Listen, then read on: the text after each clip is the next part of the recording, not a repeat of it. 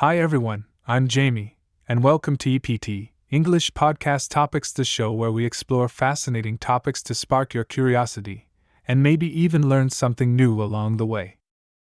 I'm here with my amazing co-host, Sophia. Hey everyone! I'm so excited for today's topic. It's a big one and super relevant. Absolutely. Today, we're talking about how ideas of masculinity and femininity are changing. It's such a huge shift, especially in the past century. Think back to, say, the 1950s. Back then, men and women had very clear roles. Men worked outside the home and provided for the family, while women were often seen as caregivers and homemakers. Exactly. This division of labor was so ingrained in society. Men were the breadwinners, and women were the heart of the home, raising children, running the household. Even pop culture reinforced these roles in ads, TV shows, everything. Right. Men were seen as strong, independent, and unemotional, while women were expected to be nurturing, gentle, and focused on family. Back then, there wasn't much room to question these roles. Society just accepted them as fact. But then, things started to change. In the 20th century, especially in the 1960s, second wave feminism came along. Women started fighting for equal rights, equal pay, voting rights, education, and the ability to work outside the home. That was a powerful moment. The 60s and 70s were a turning point. Women began entering the workforce in larger numbers. But it wasn't just about getting jobs, it was about redefining women's worth, beyond just being homemakers. Exactly. And men weren't exempt from change either. As women pushed for more freedom, men were expected to take on more domestic roles. Things like helping around the house and raising children, things that were once considered women's work. Right. Men also started becoming more comfortable showing emotions and expressing vulnerability. Fathers, for example, were encouraged to take a more active role in raising their kids, not just providing for them. But this shift didn't happen overnight. There was resistance. Oh, definitely. And even today, we still see backlash. Some people cling to these traditional roles, believing men and women should have set responsibilities. It's frustrating because those outdated expectations limit everyone. Exactly. But we've also made a lot of progress. Look at the workplace today. Women are lawyers, doctors, engineers. And men? They're teachers, nurses, and even stay-at-home dads. That's true. But these changes haven't happened everywhere. For example, in the Western world, gender roles are shifting faster. Women have more access to education, jobs, even politics. But in other parts of the world, like the Middle East or some parts of Asia, traditional roles remain much stronger. Yeah, in the Middle East, for instance, men are still often seen as primary providers. Women are expected to stay home and care for the family. Even in rural parts of the West, you can still see those traditional expectations. And a lot of this is tied to culture and economics.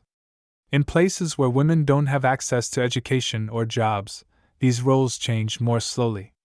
But even in the West, there's pushback. Some people feel these new roles threaten tradition.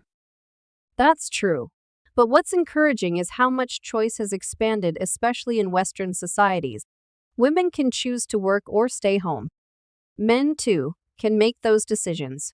But in more traditional cultures, those expectations still hold a strong grip. And it's not just the Middle East. In many parts of Asia, like India or Japan, men are still expected to provide financially, while women manage the home. Even highly educated women face pressure to stay home after marriage.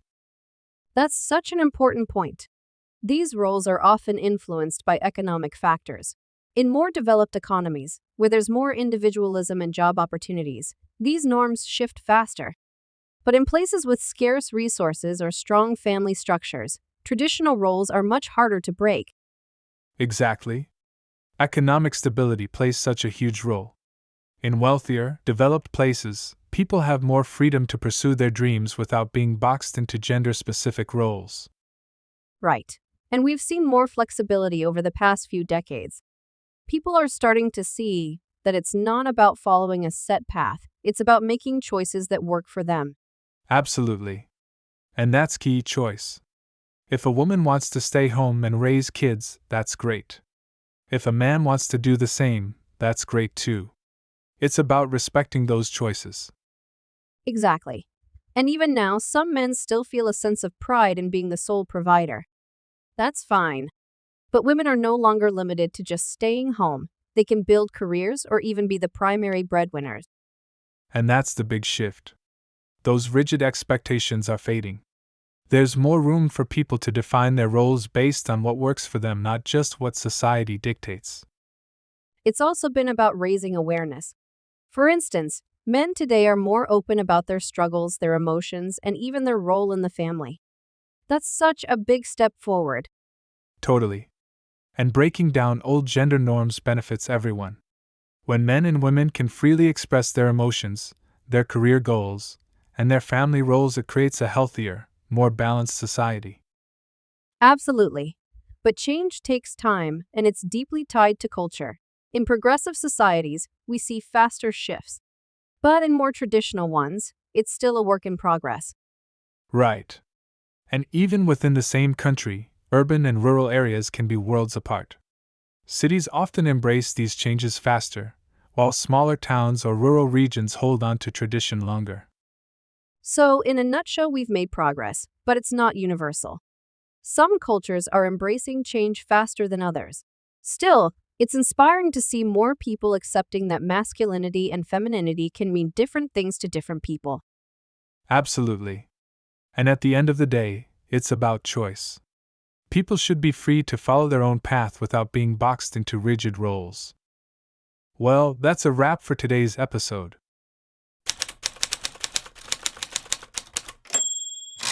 Let us know what you think in the comments below, and feel free to suggest topics you'd like us to explore next. We'd love to hear your ideas. Thanks so much for tuning in. Don't forget to like, subscribe, and share this episode with anyone who might enjoy the conversation. We'll see you next time with more exciting discussions. Take care and remember, your story matters.